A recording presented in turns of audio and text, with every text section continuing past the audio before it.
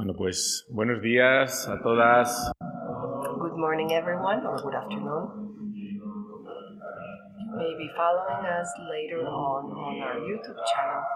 And welcome to the second day of the Charles V European Award Doctoral Seminar on the Award to Disability United under the European Union. We have a very intense day ahead of us.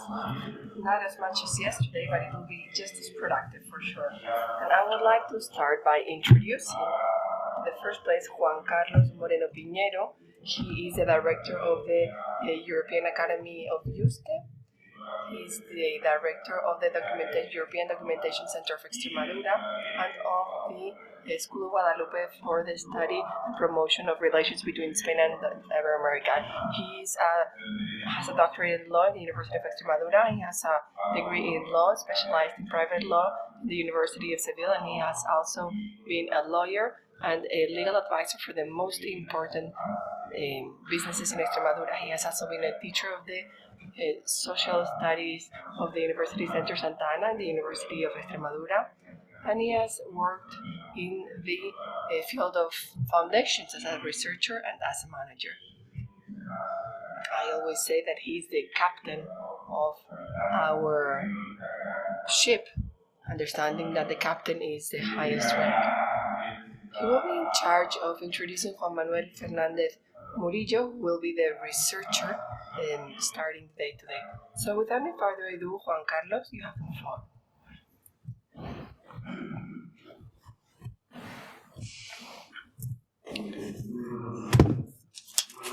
Good morning again. I have the mission here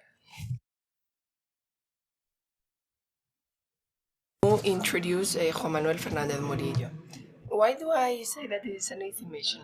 Well, because right now, after a few days together, you probably know him as well as I do.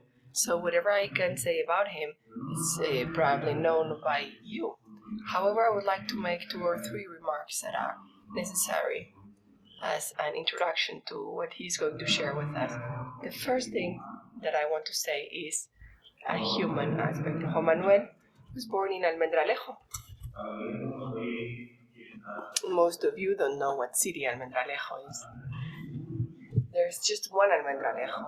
It's a very particular city. It's not a big city. It has around 35,000 inhabitants, so it's more like a town. But it has something particular. It's one of the capitals of Spanish wine.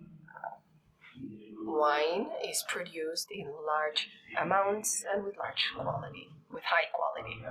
And you may be wondering, what does this have to do with anything? Well, the Romans said in vino veritas, which means that in wine lays truth. Whenever there's wine, there's joy. And whenever there's joy, there's coexistence. And probably intelligence. So that's why I hope that everything that comes from the mind of an Almendralejo native will be well. He was born in Almendralejo, and he studied elementary education in the bilingual section of the University of Extremadura. He is carrying out a research on the topic of his research topic in the University of Albacete, Castilla-La, Mancha. What is his doctorate thesis about? It is about how to train teachers and future teachers of physical education to integrate students with some sort of disability. I must confess that when I analyzed your studies, when I saw Juan Manuel, it seemed like a lesser topic to me. It seemed not that relevant, almost anecdotic, but that first impression was false, because as I delved into Juan Manuel's study and as I kept reading, I realized that not only is it something important, it is probably transcendental. in terms of the integration of boys and girls with some sort of disability. De sus trabajos. Yo solamente para concluir quiero... To wrap up, I want to tell him and all of you something. I want to congratulate you for your work, but also because you are valuing the fact of sitting here at this table.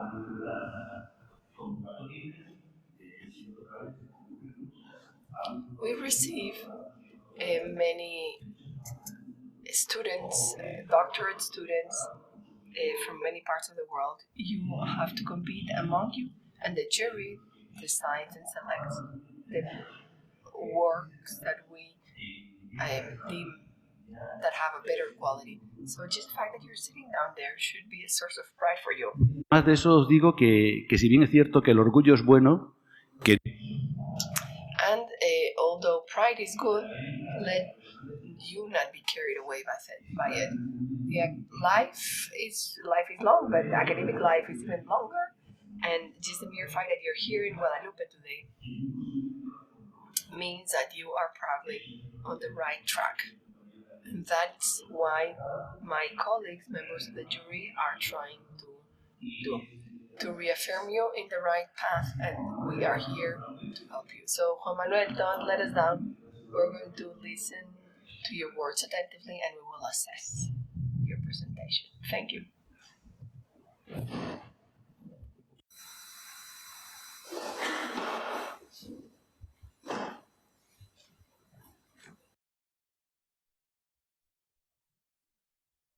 Bueno, pues en primer lugar, muchas gracias, Juan Carlos, por la presentación.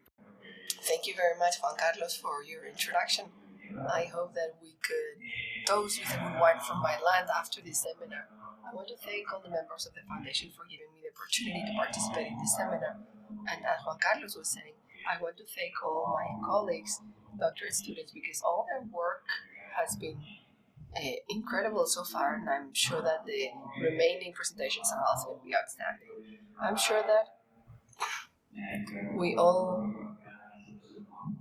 are aware that research in the field of people with disabilities is not very popular. So I am very happy to see such a number of such great people dedicating their time to people with disabilities. So I'm going to start with the presentation of my thesis. De los docentes y futuros docentes de educación. It's about the perception of teachers in Extremadura, physical education teachers in Extremadura, of the topic of students with disabilities. I'm going to start with a personal justification or explanation of my teacher. As Juan Carlos said, I am a graduate in elementary education with the physical education distinction. So in my studies, I had different periods of practices, and I was very fortunate in one of them. And why do I say that I was fortunate? Because I was working with a teacher in a school in Extremadura, and she had different groups. And in all of those groups, there was at least one student with special needs. So I was very curious about it because I wanted to meet with that teacher and ask her what she did to include these students in her classes. Because when I attended those practices, I had very little idea of what to do if I had to deal with that situation just by myself. Con un profesor de la universidad y le dije, oye, ¿puedo plantear una investigación? I talked to a university teacher and I asked whether I could do some research and that could be my end of the degree project.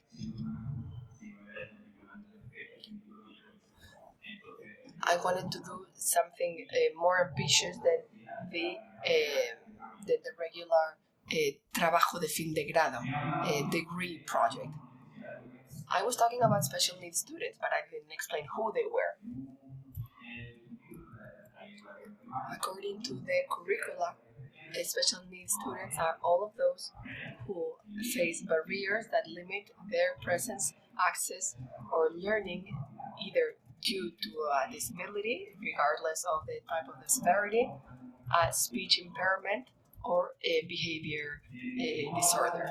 among all the subjects of primary education, physical education can be one of the most useful one for the inclusion of these students because of the nature of this subject. It's easier for students to interact, and good interactions can create emotional connections. But because of this fact, if you are not careful, it's easier to have a comparison between motor skills, and we can have the opposite situation. We can have negative situations, isolation, bullying, etc.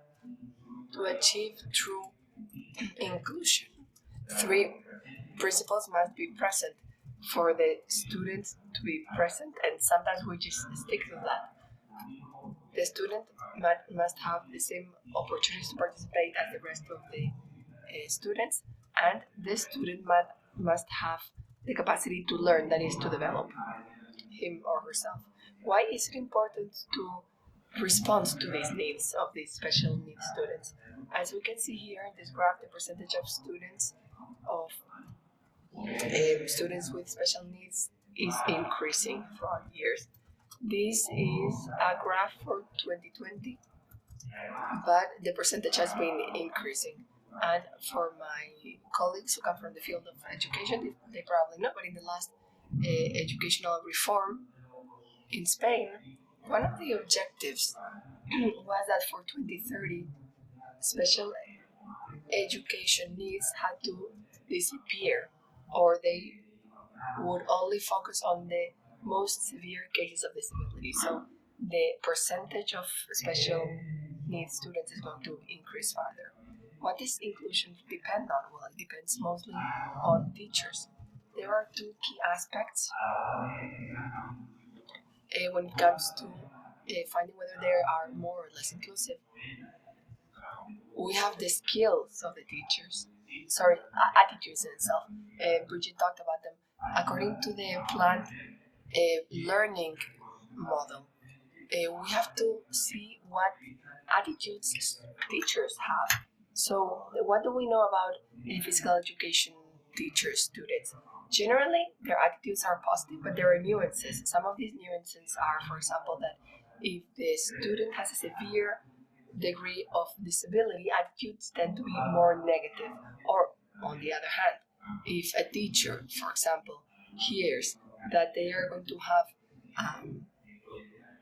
a year and they know that they're going to have a student with disability in their class, they may start having a negative attitude, and they may be less willing to include them in their class. Then, we have Bandura's theory that talks about the perception of the teacher, him or herself, of their skills or ability to include students. And then previous research tells us that physical education teachers don't feel competent or skilled enough to include these students in their classes. How can we improve the attitudes and self-efficiency of teachers? On the one hand, we can have inclusive sports experiences. And secondly, attending quality inclusive training. This is a problem because previous research say generally that training in inclusive physical education is not good enough. And why do I have this little icon here? A picture of Extremadura here. Recently,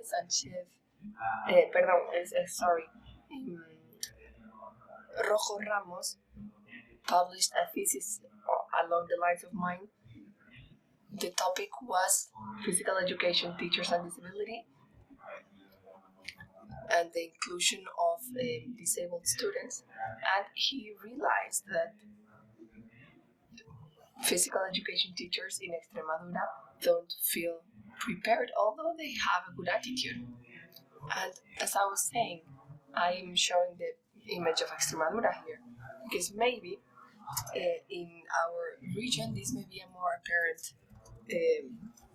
problem, because if we see the study plans, the contents in inclusive physical education are 2 topics in 2 subjects. And if we compare this to other universities like the University of Barcelona, where they have a full subject, 6 credits devoted to inclusive physical education, maybe they will have better prepared teachers. And why is it important to know the perception of future and current teachers?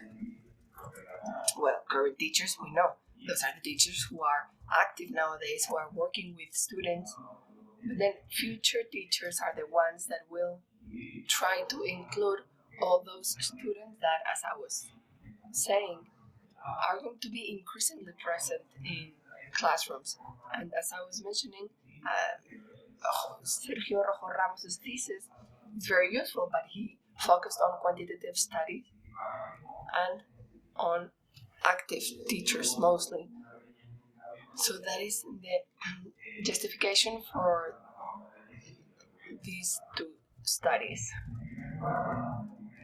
Firstly, we have the first study. It was a qualitative study with active teachers. In this chart, I show the demographics of all the teachers that participated in this qualitative study. There was some inclusion criteria, like having at least 5 years experience.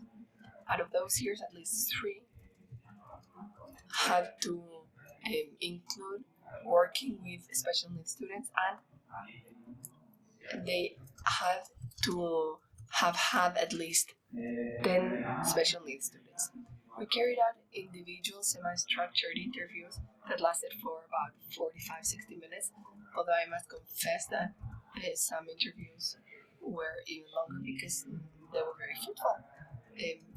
Mostly the interviews were face-to-face, but sometimes because of the agenda of the teachers, we used Google Meets. So I proposed different subjects that were to be addressed in the interview, like the personal experience, the educational experience, the learning situation, the reactions of other students, and the information given by the center, the barriers, and so on and so forth. The data were analyzed in a deductive way, as my friend Cristina was saying. We've read several times the transcribed data. We created some goals, we refined the information until we reached the topics and subtopics.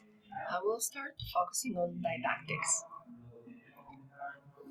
Teachers were asked whether they considered that the new educational law was useful for helping include these students with disabilities, and they said yes, that some aspects were useful. For example, that shift to trying to acquire competences rather than objectives, and that this acquisition of competences or skills were more open and more adequate in trying to achieve goals for all the students, and this benefited students with disabilities.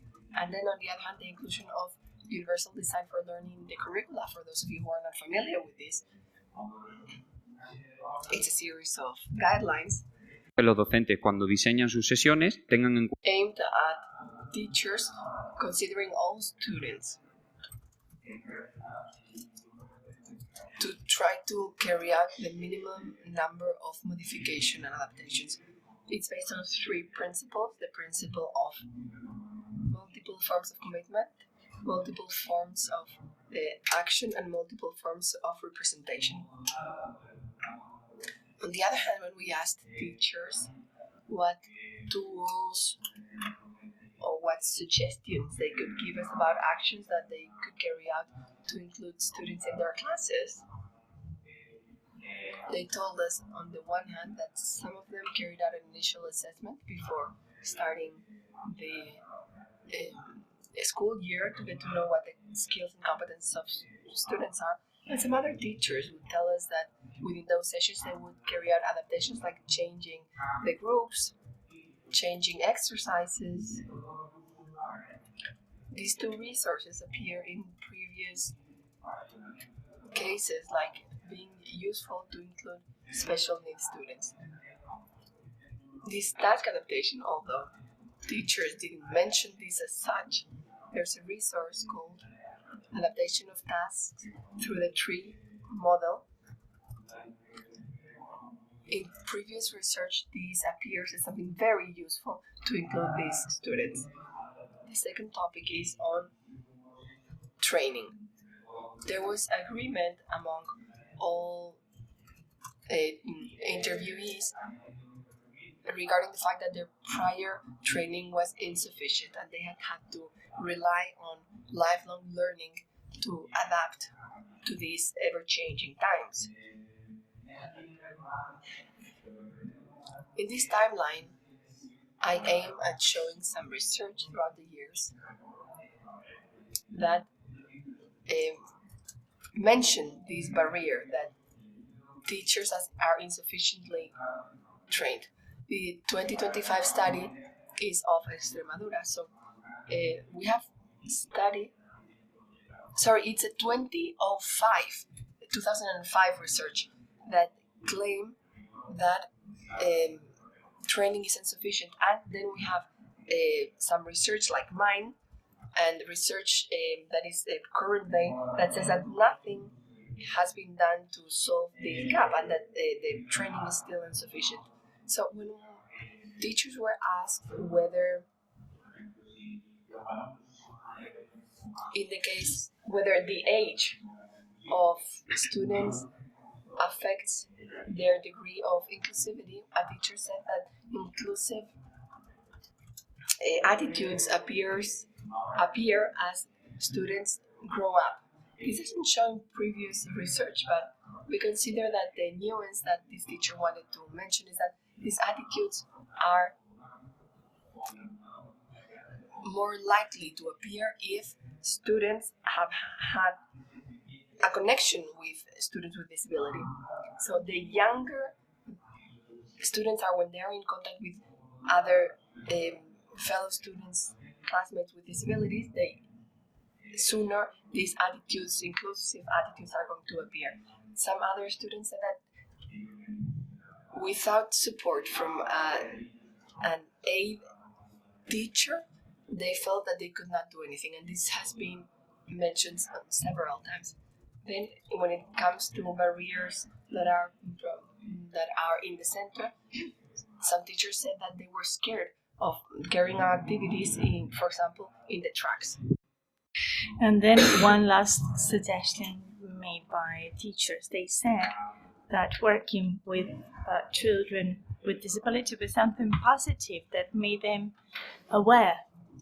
So it was positive both for them and the students. And then look at this quote by professor or teacher number 4. She said that she was scared at the beginning, but then after some years and after some experiences, she got used to it, and she even volunteered in some organizations and associations working with people with disabilities. And this is also the case. This is one of the outcomes of previous research. So it's both beneficial for teachers, students, etc. So the main conclusion of the first study is therefore that Extremadura teachers have a lack of self-efficacy, as teacher number 5 said. Students are as integrated as the teachers want them to be. And Reina and others in 2019, in an approved program, have a series of recommendations that teachers can use, or teachers can also choose to have some lifelong learning. And now the second study. In the quantitative part, we have 95 students. As you can see in the left chart, you can see the gender distribution. And then for the qualitative part, we had 11 students out of those 95. And then in the chart, you can see the distribution per field of study. It is true that in Extremadura University, we have 3 campuses, but we only took students from 2 campuses here, not the Almendralejo. In the quantitative part, we had one questionnaire with 4 scales to measure 4 different dimensions, the most widely measured ones: attitude, self-efficacy, knowledge, and concerns. 3 of them have been validated in Spanish. The self-efficacy one was not validated, but we translated it with an expert. The reliability was quite high, and then we kept the Likert scale for each scale, and you can see examples of the items.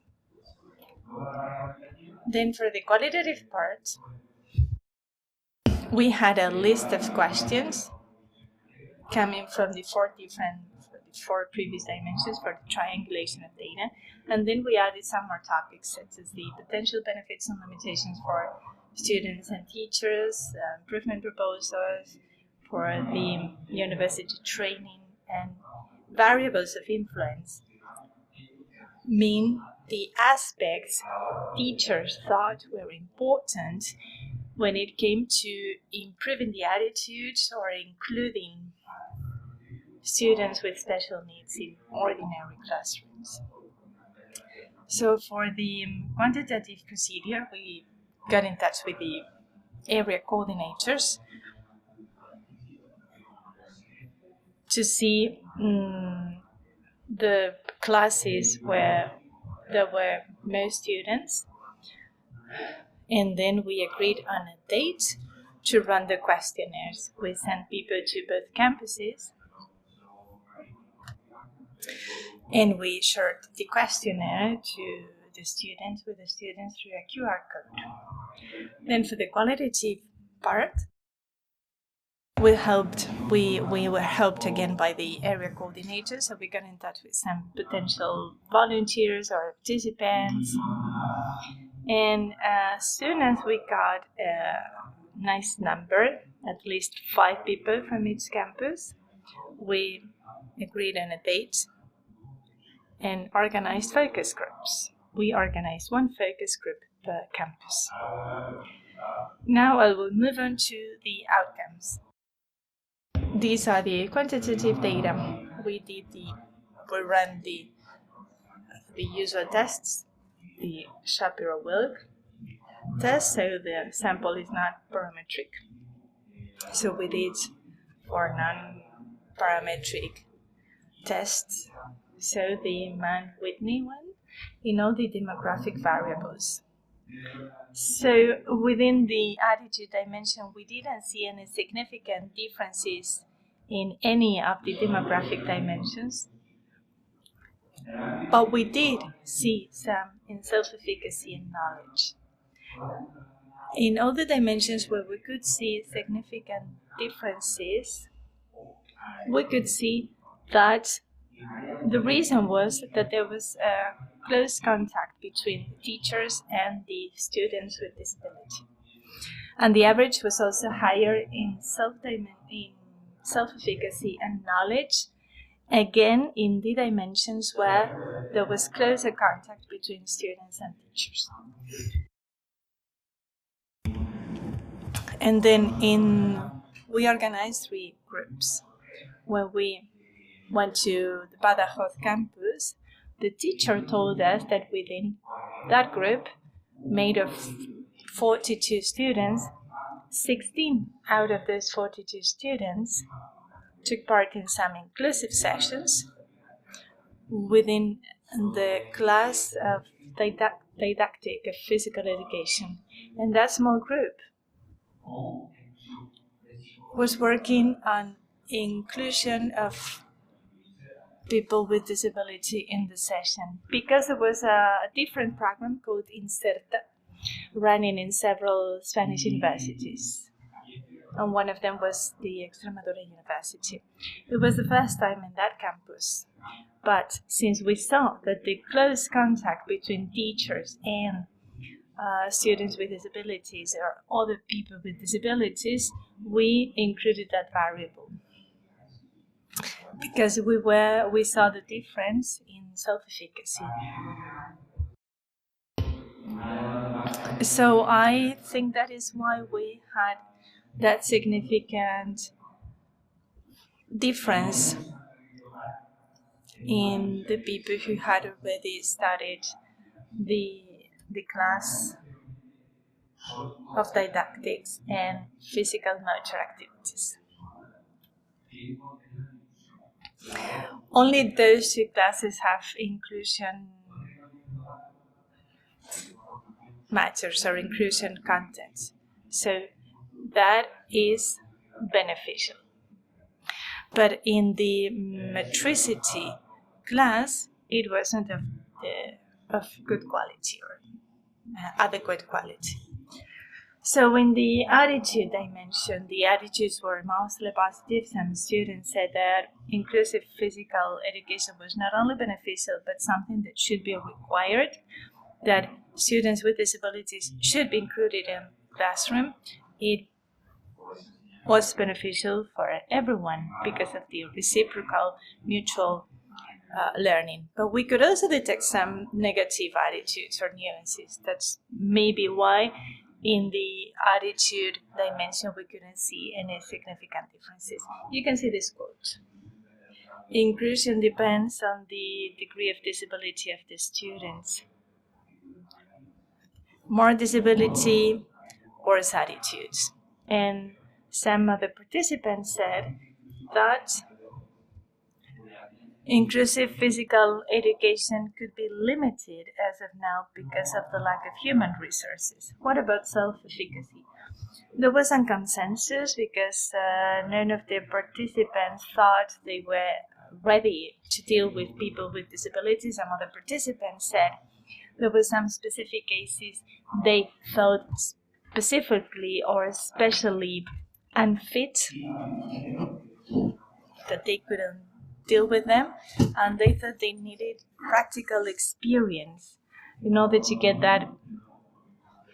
those skills.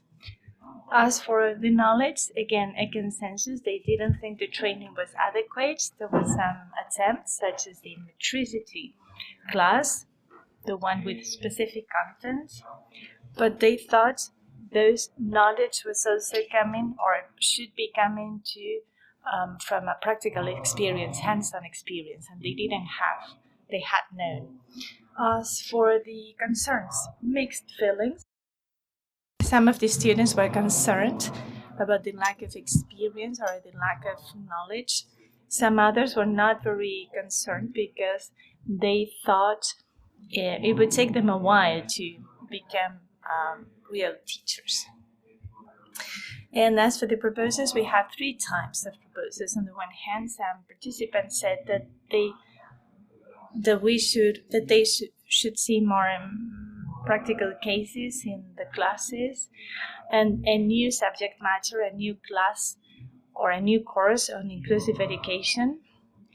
And again, we were lucky enough to have focus groups with students taking part in the inclusive sessions in Badajoz, coming from the Inserta group. And so we asked them whether they thought these Inserta sessions were adequate or good or nice, useful, and they said they were. So that means they could get closer to the kind of work those kind of teachers do. So as I was saying, the outcomes in the attitudes dimension were within what we expected, but the lack of significant difference in the attitudes can be due to the negative nuances some participants had based on the severe cases of disability or some barriers or obstacles, lack of human resources, lack of material resources, some participants detected. As for self-efficacy, we saw that in the dimensions where there was a significant difference, we saw parallel with similar research, with previous research studies. So the qualitative part shows, again, the same outcomes than in previous research studies. The Extremaduran teachers do not feel ready to deal with people with disabilities in the classroom. Knowledge is something that should be improved, as previous studies showed, such as in the one in teachers in service, and it is also related to the lack of self-efficacy. I already talked about the concerns, what about the suggestions coming from the participants. They need more knowledge and they need more practical cases. For instance, in previous studies by Aveyan or Douglas in 2019, the outcomes were that inclusive, hands-on practice cases help future students feel safer and readier to deal with people with disabilities.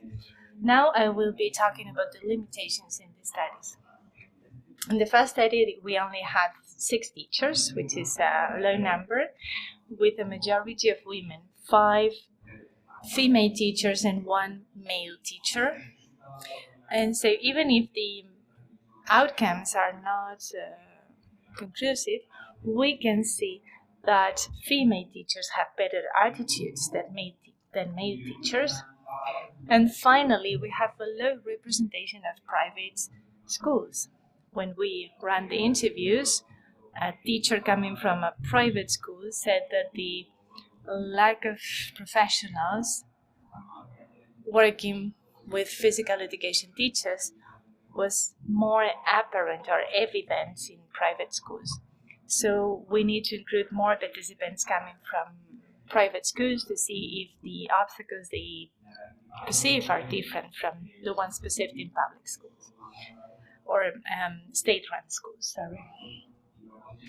And we can also do a longitudinal study with teachers and future teachers to see whether there is a trend and if that lack of resources and lack of knowledge is only a one-time thing or something that happens all the time. We can also compare these outcomes with other regions. I wanted to focus on this region because I perceive this problem in Extremadura, but I think this is a widespread problem in Spain and around the world. So I think it could be interesting to maybe run another study to compare the data coming from the Extremaduran students and students in other regions, in other universities, and see if the outcomes are the same. We can also compare this to universities with supposedly or arguably more knowledge and see if this holds true. We can also have the opinion of other educational agents because this is not just a responsibility of the teachers, the incumbent teachers, and the future teachers. And now we'll be talking about future avenues of my studies. I work for the University of Castilla-La Mancha, and I've been very lucky because I've achieved many things, but I didn't have the chance to get a full internship to continue working on my dissertation. But then I joined a research project in Castilla-La Mancha University, and my director is maybe one of the best researchers in this topic in Spain, and he's now my new co-director of my dissertation. So I've been working for 1 year and a half for that project, and since I have some time, I will be speaking about it. We work with several special education schools in Castilla-La Mancha. We work with physical education teachers in those schools, so I am learning very much from them about the reality of those special needs schools, arguably the schools with highest levels of diversity in Spain. And then I have some co-researchers that also are professors of a master's degree in physical education in schools in the Castilla-La Mancha University, and they work on inclusive physical education in the curriculum. So I've been attending some of the classes, and I've also learned from it. So with all this knowledge and all this learning I got in this last year, we are working now on the continuation of my dissertation. So we want to work with university professors of physical education in the Castilla-La Mancha region, because, as I said, the responsibility of including the students with disability is beyond the responsibilities of the incumbent teachers and the future teachers. So we can set up a dialogue with physical education professors across the region and talk about the barriers and obstacles, what they can do, what they like, what they don't like. And maybe we can also do teacher training, professor training project in the region with all the knowledge we've been collecting. We can apply all this practical knowledge and theoretical knowledge in that training project.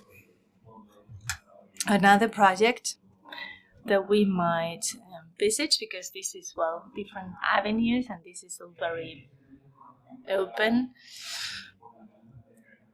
And so we may also invite some subject matter experts or area experts, field experts. We can maybe ask them what they think we should include in such a project, and then apply it. And we can do pre-test and post-test studies and see if the training projects is effectively helpful. And this is the conclusion of the study. The main conclusion of my dissertation project is that it looks that it's necessary that we must improve the knowledge of the physical education teachers and professors, and even if I'd like to have a specific course on inclusive physical education in the degree in the Castilla-La Mancha University, but modifying the curriculum might be unfeasible. So the feasible alternative would be to little by little include some specific contents in the current courses.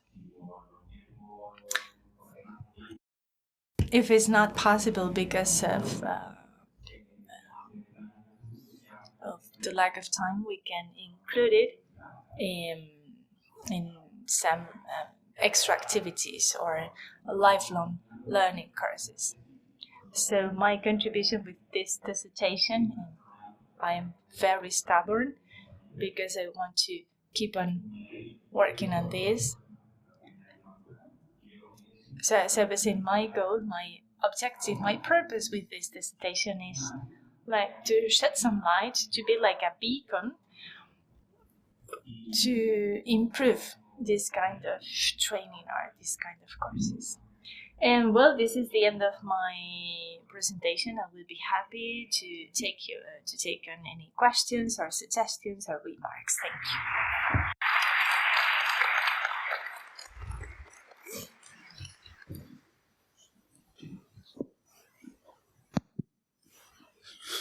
Pues muy bien, Juan Manuel. Felicidades. Thank you, Juan Manuel, and congratulations on your exposé. It's very solid, quantitatively and qualitatively, especially if we take into account the obstacles you've encountered in your research, which makes it all the more valuable. I have a series of remarks with the purpose of helping you. You are the master because you know much more than I on this topic. But because of my academic experience, I want to give you, let's not say pieces of advice, but ideas. So the first idea is that you and the others will realize as you move into the dissertation is that you are experts in the dissertation. So you have to be knowledgeable, and then you have to think about the assessors of your dissertation and then the rest of the society that will benefit from it. So all those three groups, you, your professors, and the society are the users or the recipients of the dissertation. And then after you have got to all those users, then you might put the dissertation in a box and forget about it. That is the case for many dissertations, but in your case, I suggest you publish it as a book because you are bridging a gap. You might use it to bridge a gap because all those people you have interviewed have used certain criteria in their daily profession, in their daily activities. Have they used a book, a handbook, or just a trial and error procedure? So, as you said, you want to be a beacon. You want to shed some light on those gaps. Profesores y futuros profesores. Your aim is not to have all those professors and teachers read your book, but maybe you can prepare a shorter handbook that those teachers and professors can use. So it's for teachers and future teachers. That is most important because there is something you need to do now if you want to reap the fruits in the future. So again, yes, teacher training and future teacher training. That was the second idea. What about the third idea? Physical education, Juan Manuel, is a double-sided sword in terms of inclusion. It can be positive or negative. It can be positive because it can be a tool for inclusion. For two reasons, because a subject with a disability can work with their minds and their bodies in a playful way without any stress. And secondly, because that way they can get in touch with others, they can interact with others, especially in group activities. But what about the negative side of it? It can also be a tool for exclusion if mishandled. So, who determines whether the tool is positive or negative? The teachers. Teachers are the ones who can tilt it to one side or the other. So you said you found your vocation when you were doing your internship and you asked a teacher what she did if she had people with disabilities in the classroom.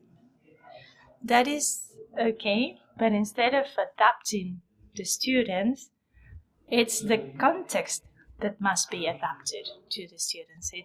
It's like giving you a fish or giving you a fishing rod. So you can get adapted to a student, but instead you can also change the mindset so that you can change the whole context or the whole environment. One more idea. Physical education Muchas veces competición. Involves some kind of competition on many occasions. Competition sometimes means exclusion because, well, there's only one winner, the rest are losers, right? So as Pierre de Coubertin said, the important thing is not winning, the important thing is participating. Well, I don't know about that, but the important thing is to make students aware of the importance of interacting and participating. And I really want to finish very soon, because my final conclusion is we need safe spaces for these activities to take place. Not all spaces are fit. And then teachers have to give very clear instructions, always. The message you're sending to a person without a disability must not be the same you send to a person with a disability. And then, physical education equals competition. What about the rules of the game? They should be always the same, except for those with disabilities. The rules of the game must not be the same if you have people with disabilities in the classroom. Think tennis game. A person with a physical disability, instead of allowing a ball to touch the ground once, can it touch the ground twice? Yes, it means breaking the rules, but it's adapting the rules. It's like having the basket in a basketball game hanging closer to the ground. So we need to focus on the effort rather than the results, even if the results, hits, or the scores are a good stimulus. So I encourage you to extrapolate this study to other regions. There is a gap in the training physical education teachers and professors receive in terms of students with special needs, and you can bridge that gap. This is also a marketing idea, because I am encouraging you to write a handbook, a short handbook that could be useful for teachers and professors, and also it would be very useful for you personally, and it would be your greatest contribution to the world of people with disability. Thank you. Vale, pues voy. Thank you very much, Juan Carlos. To start with the end of your remarks, answering them from end to beginning. I would love to carry out these guidelines or write this manual. It doesn't sound well to say that there's a gap. My fellow researchers have published many things in terms of manuals, techniques, suggestions to help teachers. But where I see there's a gap is in the fact that this knowledge, well, I have seen that in the context of the University of Castilla-La Mancha, this information is well known, but in the University of Extremadura, this is not the case. As you are saying, we could either get all these ideas and translating them into a book for Extremadura for general dissemination, or we can disseminate what we have already, expanding it or adapting it to the context. It's important to change the context. Maybe that's where inclusion can really happen. It's not about students adapting to the context. It should go the other way around. So we can get everything that we have and adapt it to the context of Extremadura. It has its specificities, just as the rest of the country. And then what you're talking about, adapting norms in the competition, that's how we do it. That's how we can and should do it. We can't get a sport, for example, in the case of tennis, and applying rules. Typically, maybe there are students without disability who won't be able to do it as well as other colleagues. They may feel bad and they may get those feelings that you were talking about, those exclusion tools. There are many studies, that talk about those bad experiences of physical education that have to do with the context not being adapted. Practices can be adapted to have modifications that allow all students to have the opportunity to be there, participate, and learn. How is this done? Well, that requires sensitivity because your adaptations, how you do them, how careful you are, it can be seen who the adaptations are being done for, and maybe a specific student may feel singled out, and that's a blunder. Those amendments need to be done carefully. I liked it that you mentioned competition because it's true that in physical education we have all been physical education students, and I'm sure we have all experienced competition situations. But competition can be adapted in such a way that all students can have the opportunity to win, or more than winning, that they have that opportunity. Not everyone can win. That's unbelievable. But everyone should have the feeling that they could have made it. If the point of departure is my team against that other team, there's nothing we can do. But you have a point of departure where both teams feel that they can win. Even though the end result is 20-0, for example, in the case of basketball.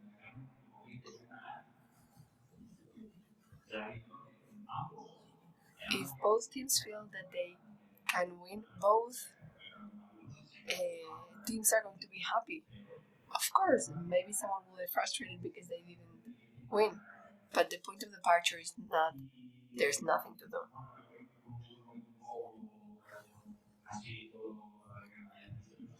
I think I answered all your questions. Thank you very much, Juan Carlos. Everything that you mentioned are nuances that have to do with knowledge that have been addressed in research, and I love your remarks because those are suggestions, resources that are made for physical education to become more inclusive.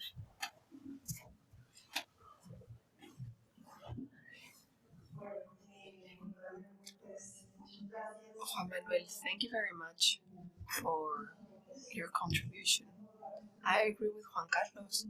I think this study can be applied not only to other territories, but also to other contexts in general. Like it could be applied to the cultural sphere, other learning spaces like museums, many scenarios where your reflections could fit.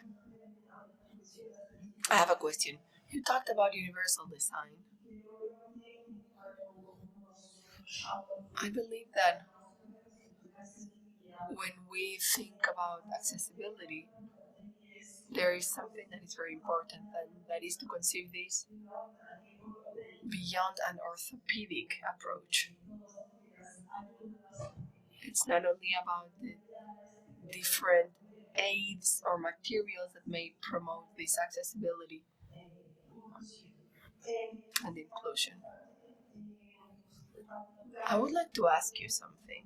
In educational context, and I'm thinking about Latin America, how do you think all these experiences and approaches that you have developed could be included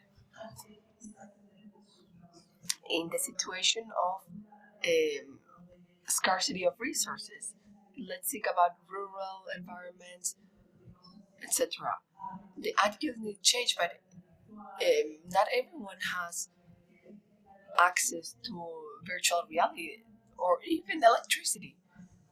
So how do you think these initiatives and these approaches could be applied to this context? Based on my experience, it is true that some of those decisions, materials, and changes to make environments more inclusive, considering universal design for learning, some of these require costly materials. And in the qualitative study that I carried out with active teachers, we heard how some teachers were lucky enough to be in charge of purchasing material for their school. So if they had a class and they wanted some specific material, they requested that and they got them. But it wasn't always the case. So we have to do what we can do with what we have. We have to just make do. I don't know if you know pocha, the sport.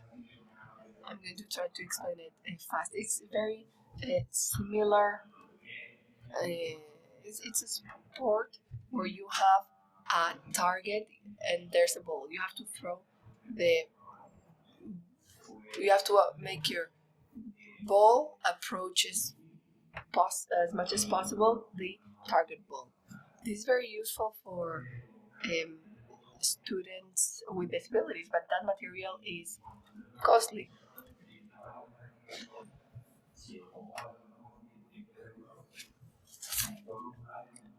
If the game is 100, 200 euro, in rural environments, this may not be possible.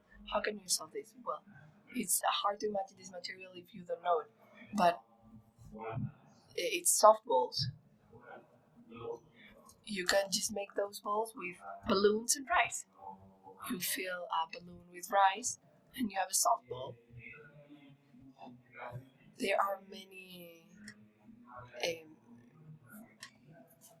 there's lots of research on self-built material in physical education. I love these type of activities because students really enjoy this, to participate in the construction of the material that they're going to use. For them, it is very rewarding. You can dedicate one physical education session to build a racket, and then in the next session you use the racket.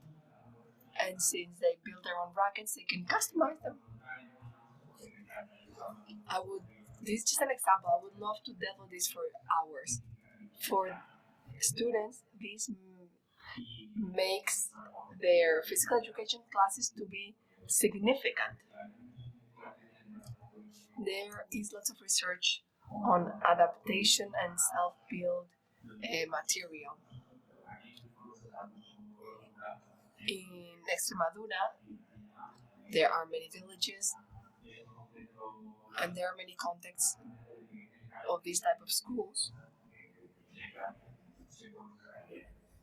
And there is research on what is being done in these areas, and I'm sure that can give you ideas.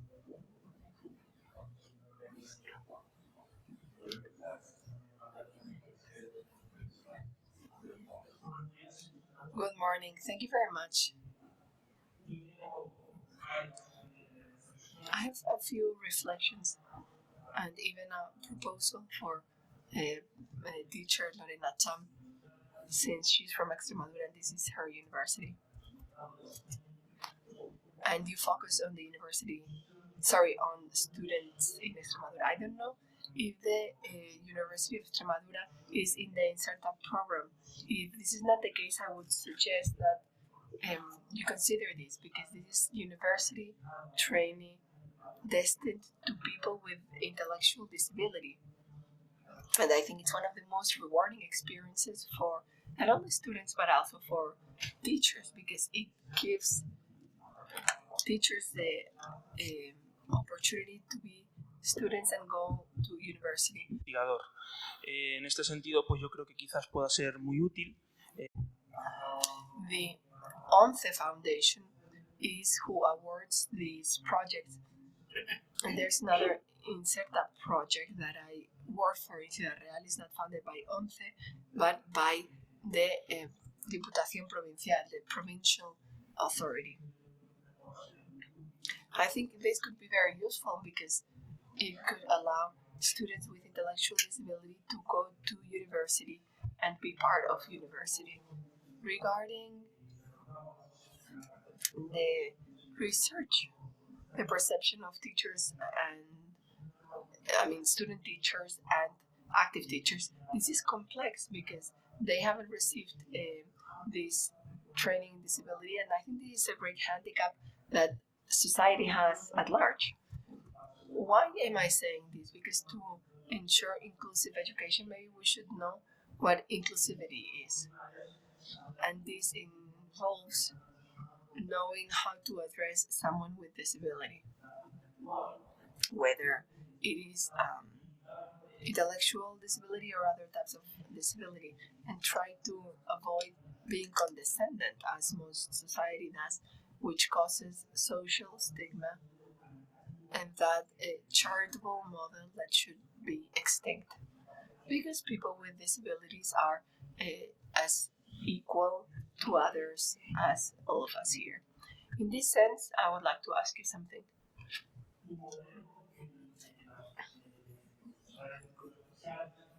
Your model, I think education students have a subject on special education, right? So you have an advantage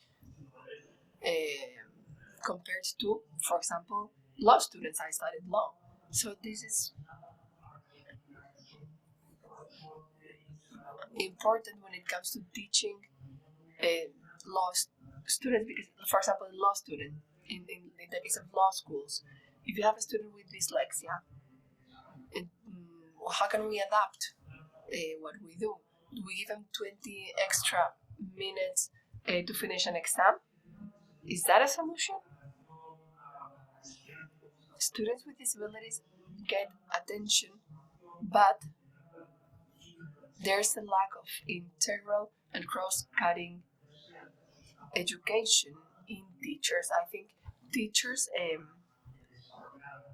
should have this training at all levels, since we are going to university, at all levels in university.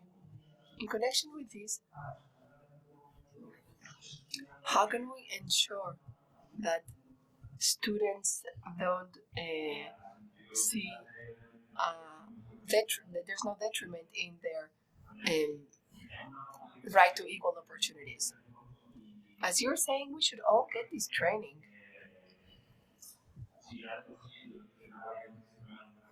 I focus on physical education. In all areas, it's hard to pose this topic. And in connection with something that Juan Carlos said and I forgot to answer, at the end of the day, what teachers do is trial on their own. At least active teachers.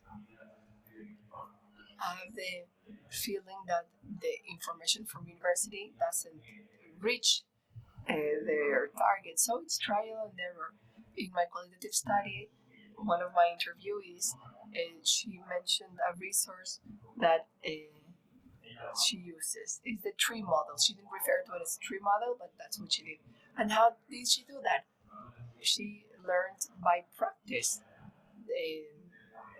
and she got to that same solution. And to answer your question, Sergio, it would be beneficial to all teachers to have this training, but it is complicated, particularly in the case of university teachers. It would be very useful, and I would love it. There are many lines of research on how people with disability access higher education and how this lack of adaptation in higher education affects them. But to solve this, that would require lots of work and see how these university teachers could be. And it would kind of works to be open is what training in teaching do teachers have. I don't want to get into complicated situations because this would be a complicated thing to address. Since many people asked for the floor, I'm going to facilitate. I want to invite you. A few days ago in Brussels, the European Day on People with Disabilities was celebrated. There was a very inspiring intervention on this by Nicole Marinos. I will share the link with you because it's very much connected to everything that we're discussing here. Lorena, please.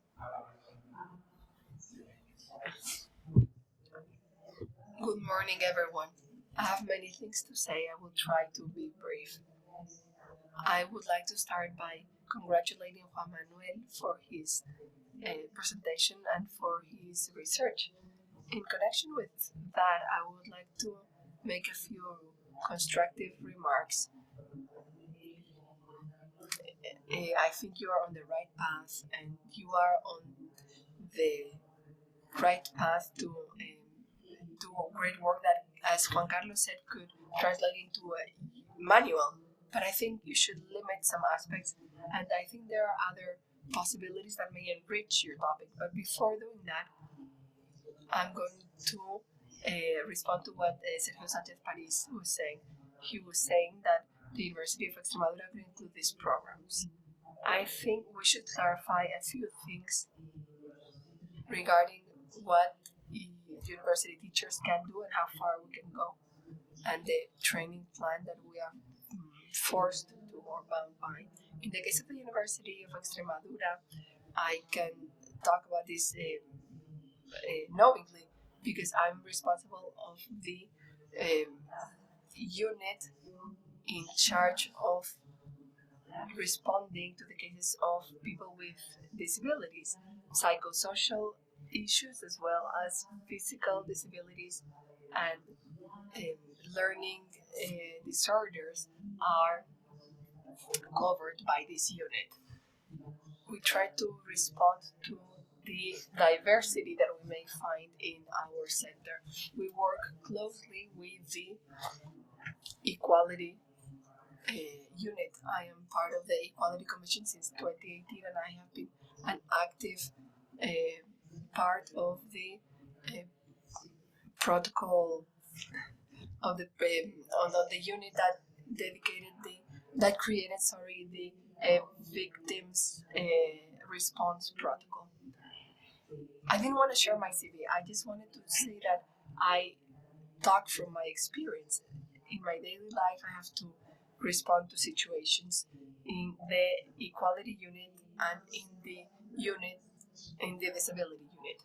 We try to give a specific response based on the needs, and we need to adapt.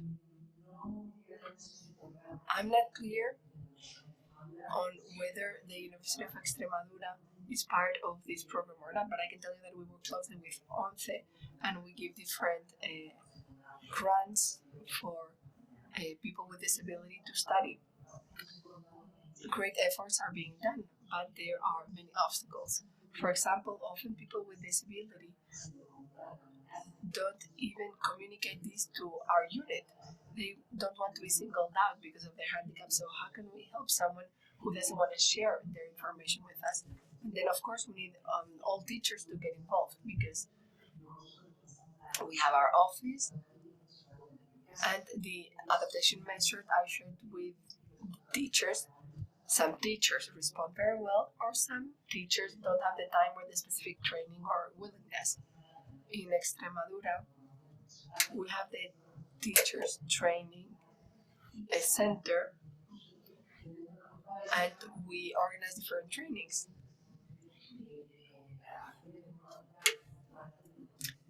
Gender perspective is part of this, and we see how we can help people with disability too. So what I'm trying to say is that many things are being done. Éxito, porque es una cuestión muy controvertida, que tiene muchísimas aristas. We're not always successful. But we need strong public policy and university policies, and sometimes the problem is a lack of resources, economic resources. I know that if you have a visual impairment, we can ask for specific computers to run exams in a different way, but it is hard. I say this in response to your question. Regarding research, I believe that your research is extremely important for several reasons. Firstly, because you want to focus on Extremadura. So I would suggest to enrich this research for you to use a territorial approach to human rights. That's a methodology, a work methodology that involves locating or connecting your topic to the territory. 90% of Extremadura is rural. We have many villages that are under 300 students. This really has an impact on disability and integration. So I would ask you to make key questions because the territory has a lot to do. A little village with 150 inhabitants has very little to do with the city of Cáceres. In little villages, sometimes there's no way to move to have the capacity to reach places. Mobility is an element that intersects with everything else.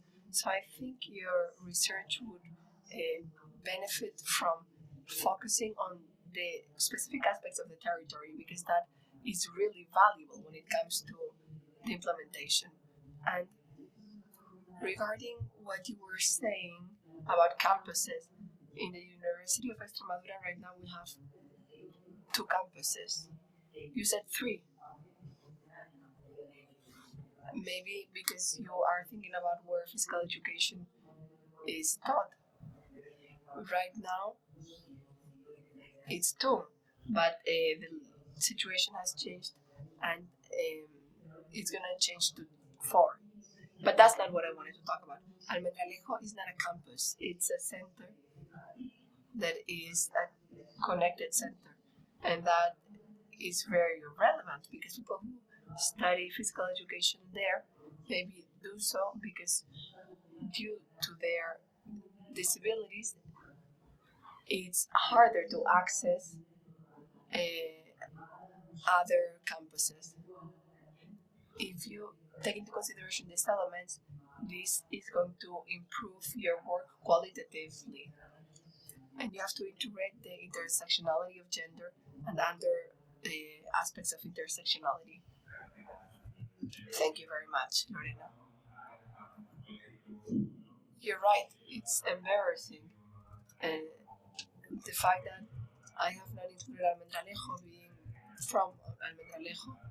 Well, during that year I was studying in Cáceres, so I didn't think about that, but being an adscribed center would be interesting to do a qualitative study with them, and I will take note of that for the future. Thank you very much. Christina, go ahead, please. Hello. Thank you very much for your presentation. I'm really excited to hear more presentations about education when we talk about inclusiveness or inclusivity. I wanted to make 2 questions to you. First, why do you think there is this lack of inclusive education in universities? Is it a lack of willingness, interest? Is it maybe a law, a legal obstacle? Since the white papers of the education have been modified, maybe that would have been an opportunity, right? I would like to propose you something.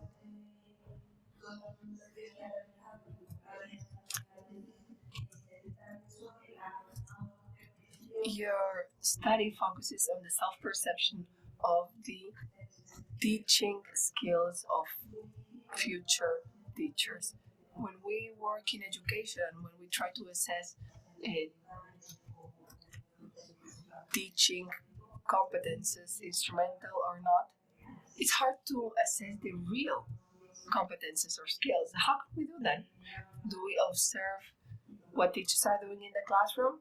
But of course, if you do that, you are an external factor that modifies reality. This happens in social sciences in general, of course. When we run these quantitative surveys, we always talk about self-perception, and of course, this is far from the reality. So how could we approach this?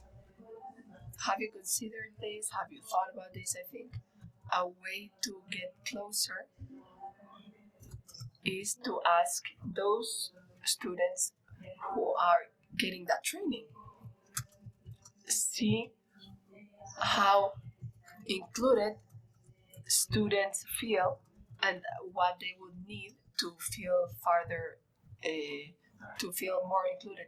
Thank you very much, Cristina. I will try to answer your questions.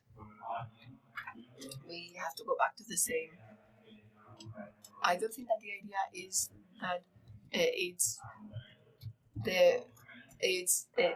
physical education university teachers who are to blame. No, this is a job that we have to carry out, all of us together. Maybe what we have to consider is how we have to see what is being taught and what is needed. I would love it if curricula could be modified, but from my wish to what really happens, there's a long way. Es algo a lo que le... So, to the second question, this is something I've been thinking about. There is, if there is a training plan, it could be used to measure those skills. For instance, with a triangulation of three sources, self-perception, and then non-participating observation, like an external observer, and this asking the students for feedback. Again, I have seen that we can get the feedback from the students with disabilities and without disabilities by using different tools, and you get interesting data. This is the nice thing about the social sciences. They're not objective. So we need to take into account that tools can introduce some biases, but it's nice nonetheless. Anna?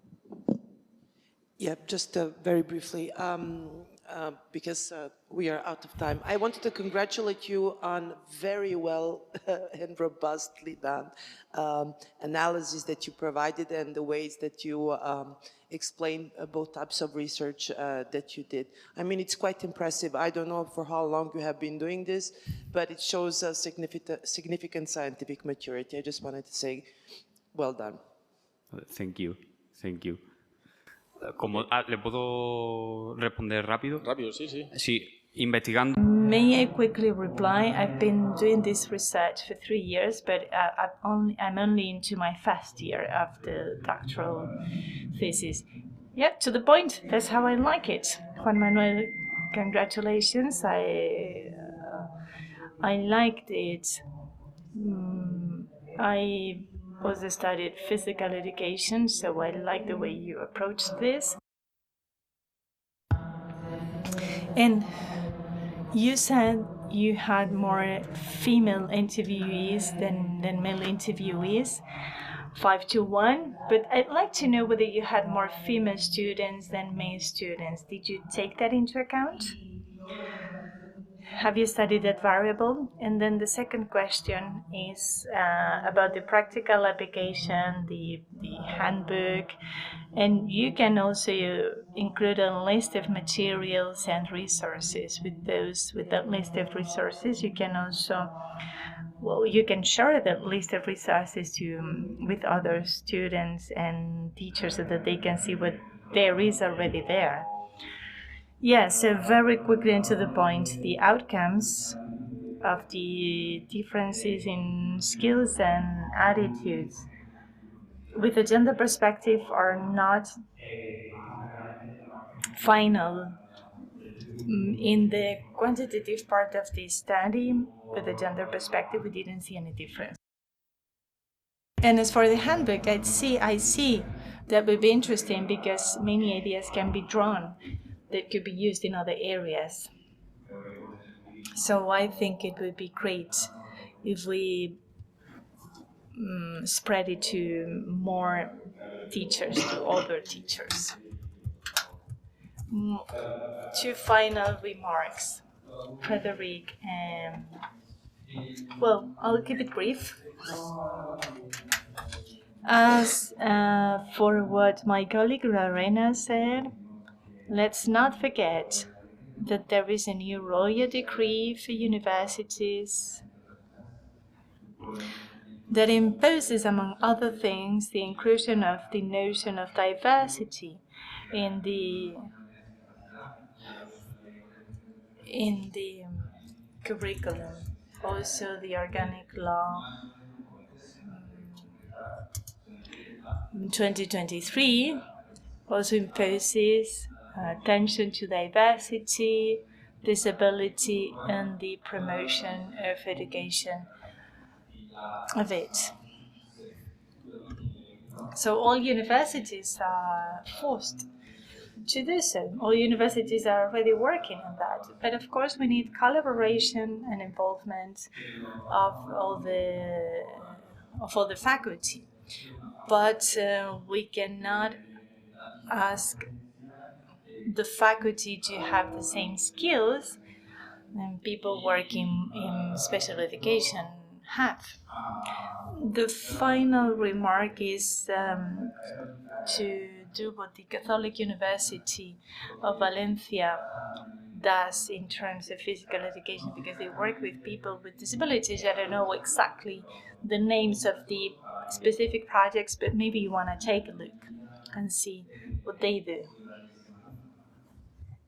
outside of Extremadura.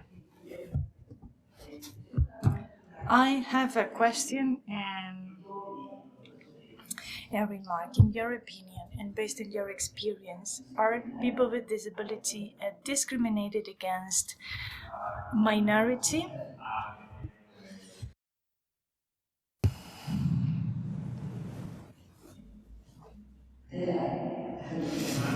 This is a tough question, right? Tough question. Okay, keep it for later. And now I have a remark. I totally agree with Juan Carlos. You are working on this, and congratulations. The presentation was very clarifying. But you're working with the basis, with the foundation. And then Juan Carlos says, please work with the context. Because as Lorena and others said, you need support from the institutions if you are to generate an inclusive culture.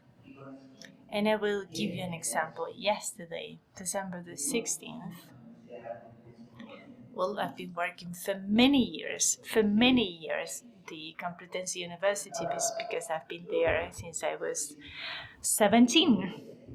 So yesterday, December the 16th, I got an email, a reminder, saying, you have to study a course on accident prevention, because the deadline, I had missed the deadline, and it is a compulsory training course. and they said, this is an online course, and it is compulsory. It is compulsory for all faculty according to Article 19 of the 31/95 law, November 8th. The law is there, so this is the reminder, and then in bold, this is compulsory for both the university and you. We have to provide you with this training course, and you must follow the course. So this is a wake-up call. This is a reminder. You, as member of this faculty, have to attend this course. Because this is the culture we want to impose, a culture on accident prevention or labor risk prevention. So this is the way for this university to create this culture. So the same can be applied in your field of work. Because, the laws are there, but if the institutions are not imposing the requirements derived from those laws, inclusion will never happen. Thank you. It was interesting. May I reply? Yeah, I totally agree. This is not something we will solve by offering solutions at a micro level. We have to work on the macro level. It cannot be just the teachers or professors, the faculty, because they will retire at some point, or not just the future faculty, the future teachers. No, there would be just one part of the equation. It has to be tackled together, coming from different areas. So I think I like the idea of organizing it as a compulsory course. But I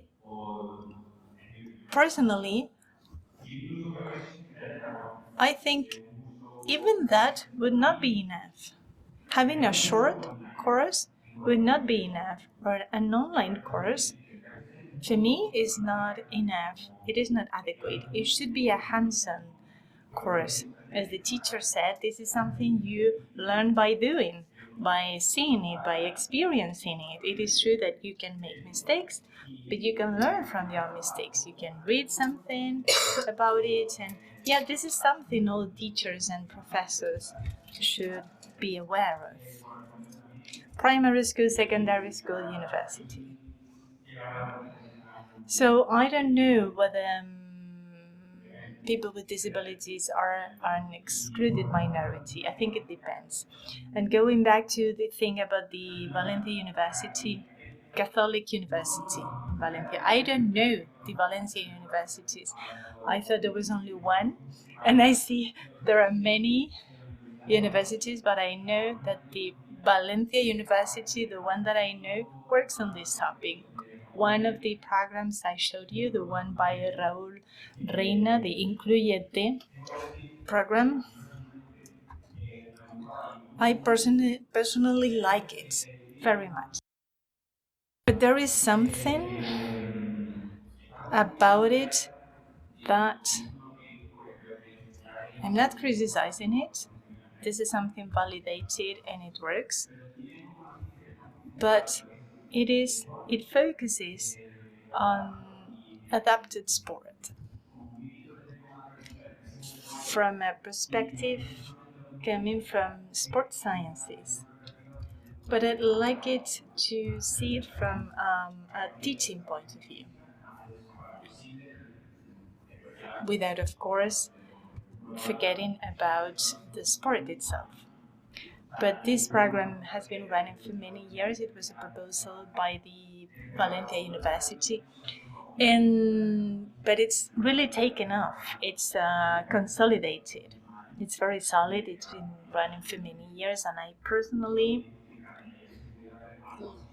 would personally like to replicate it in Extremadura. I know the program. I've read about it. I know what it looks like, so we can further discuss it. Thank you very much for this presentation. for this expose. I know you have gotten many questions by yourself for yourself.